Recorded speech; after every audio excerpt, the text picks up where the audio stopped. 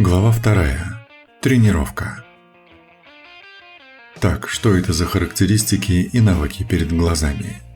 Еще день назад я бы отмахнулся от всего этого, но после всего произошедшего я уже не знал, на каком я свете и что вообще здесь происходит. Поэтому я с усердием начал вчитываться в описание каждого навыка и характеристик в целом. Итак, что там? Доспех Безликого. Владелец внутри доспеха не чувствует голода, жажды и прочих физиологических потребностей. Ускоренное восполнение сил, а также регенерация, как владельца, так и самого доспеха при повреждении. Прочность и защитные характеристики доспеха увеличиваются при увеличении схожих характеристик самого владельца. Также с помощью доспеха ускоренно прокачивается навык «Путь воина тела», отвечающий за физическое состояние самого владельца, его скорость и реакцию. Меч – Пожиратель душ. При убийстве им живого разумного существа забирает его душу и тело. Дает навык «Поднять нежить» при наличии самих поглощенных душ. Впитывает в себя кровь или другой аналог крови всех видов живых и неживых существ, тем самым увеличивая и восстанавливая свою прочность и заточку.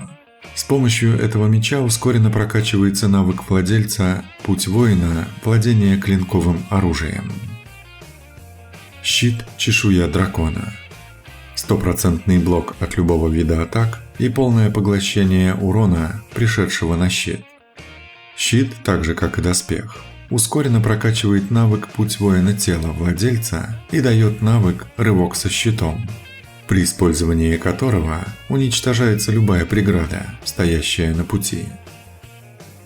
Я вскочил на ноги. Неужели все так оно и есть на самом деле?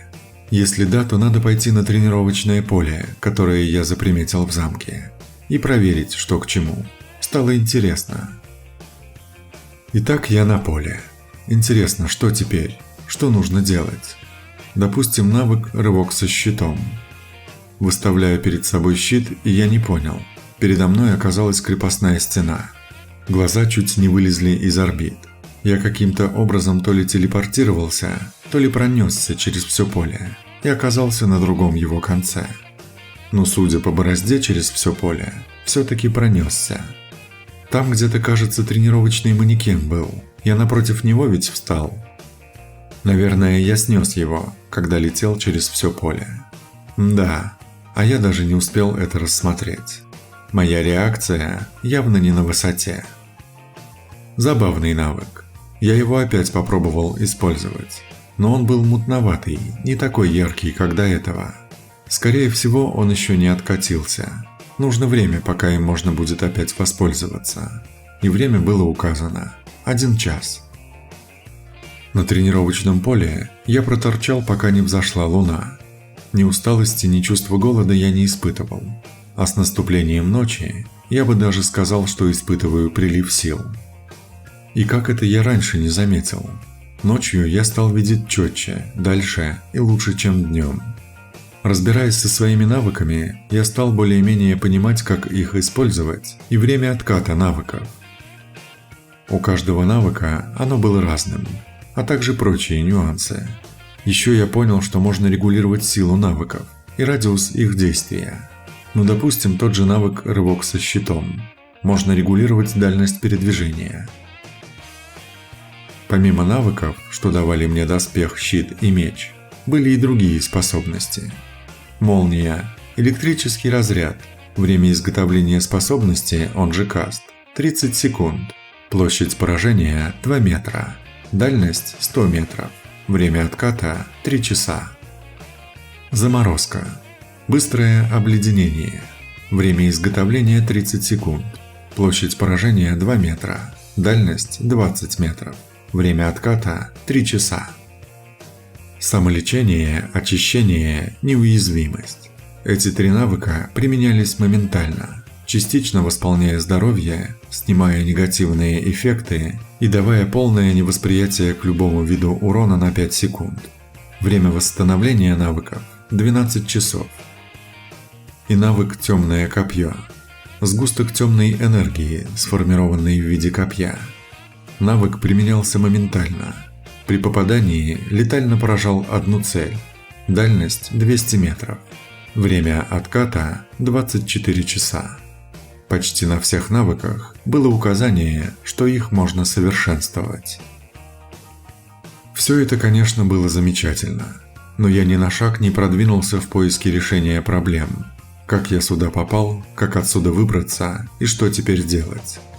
Была ночь, делать было нечего, и я решил пойти в кабинет, который располагался рядом с огромной библиотекой. Столько книг я, кстати, ни разу не видел. В кабинете был удобный стул, стол, парочка стеллажей с книгами и огромный стеклянный овальный шар. Сидя на стуле, я смотрел на него, и мне показалось какое-то в нем мерцание. Подойдя к нему, я провел по нему рукой, и в нем появилось ночное небо. Ясно, понятно, шар непростой. Но по правде, я и ожидал нечто подобное. Проводя различные манипуляции с шаром, я понял, что он типа сенсорного экрана. И тут на нем высветился замок. Я мог поспорить на что угодно, что это был замок, в котором я находился. Сколько я его уже облазил, залазив во все его башни. Сузив картинку замка, я увидел окружающую его местность, то есть болото. Водя по экрану, я пытался найти хотя бы что-нибудь, но болото казалось бесконечным. И тут у края экрана что-то показалось. Приблизив и сделав пару манипуляций по увеличению, передо мной предстала небольшая деревушка. На улице никого не было. Но оно и понятно, была уже глубокая ночь. Все спали, даже ни одного огонька в домах не горело. Я начал прикидывать, сколько мне идти до той деревушки. И судя по масштабам суженого замка, он на экране был почти точкой. Деревня и замок находились практически на разных концах. Да, идти я по болоту буду вечность, да и заблужусь раз 100. Взять с собой этот шар, да как мне таскать эту бандуру, которая ростом в половину меня? Меня охватило отчаяние. Ну почему? Почему замок не мог находиться хотя бы здесь? Горестно воскликнул я и ткнул пальцем в точку примерно в 3 километрах от деревушки.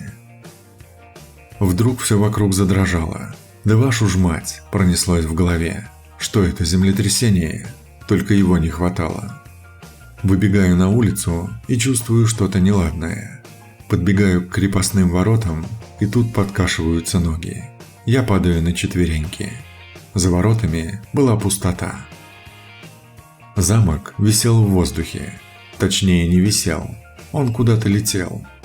Подвешенное состояние замка, в отличие от моего, было недолгим. Вскоре замок стал опускаться. Я стоял на краю и смотрел, как приближается земля. И вот замок приземлился. Мучимый одной догадкой, я со всех ног ломанулся в кабинет, где стоял тот сенсорный овальный шар. И моя догадка оправдалась. Замок находился в том месте, куда я ткнул пальцем, недалеко от деревни. Сна не было ни в одном глазу. Хотелось бы поскорее попасть в ту деревню. Но была еще ночь. Придется подождать до утра. Чтобы скоротать время, я решил еще немного потренироваться с мечом. Причем казалось, что меч выступал в роли учителя, направляя и координируя мои действия. Тренируясь, мне подумалось, что все-таки надо научиться по-нормальному ездить на лошади. И с неохотой я побрел к конюшне. Подходя к стойлу, я заметил мерцающие 2 алых огонька. Это горели глаза лошади. Остановившись у стойла и повздыхав, я открыл стойло, стараясь не смотреть в глаза лошади. Вывел ее из конюшни. Решил на полном скаку обскакать замок. Выезжая через крепостные ворота, заметил значок, появившийся над правым ухом лошади. Возвращение в замок. Использовал его и оказался с лошадью за воротами внутри замка. Значок пропал. Выехал опять за ворота. Опять появился этот значок. Вновь использовал его. И опять появился с лошадью во дворе замка. Так проделал еще раза 2 или 3, пока не надоело. После часа тренировочной езды я понял, что лошадь читает мои мысли. Стоило мне лишь подумать, в какую сторону поехать – шагом или галопом, или перепрыгнуть через препятствие. Она это делала. Иного объяснения я не находил, так как понимал, что уровень моих навыков по управлению лошади не настолько высок по сравнению с тем, что она вытворяла. Моя задача состояла лишь в том, чтобы не свалиться с седла и мысленно доносить до лошади, что нужно делать. Тем временем светало. Пора было выдвигаться.